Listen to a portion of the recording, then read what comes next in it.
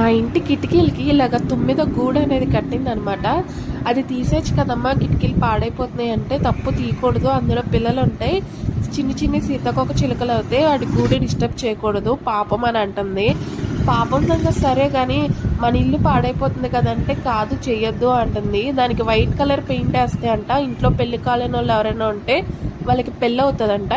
ఇంతకీ నాకు కూడా తెలియదు. ఒకసారి అంట దానికి వైట్ కలర్ పెయింట్ వేస్తే నాకు పెళ్ళి అయిందంట.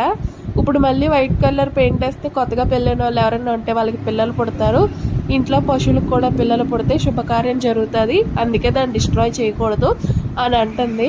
నీ మూఢనమ్మకాలు ఏంటో ఎవరైనా వింటే నవ్వుతారు, యూట్యూబ్లో పెడతాను, అందరూ ఏమంటారో చూడంటే అందరూ నాకే సపోర్ట్ చేస్తారు, ఎవరో నాది మూఢనమ్మకం అనరు అంటుంది ఎంతో ఇన్నోసెంట్గా. నాకైతే చాలా నవ్వు వచ్చింది.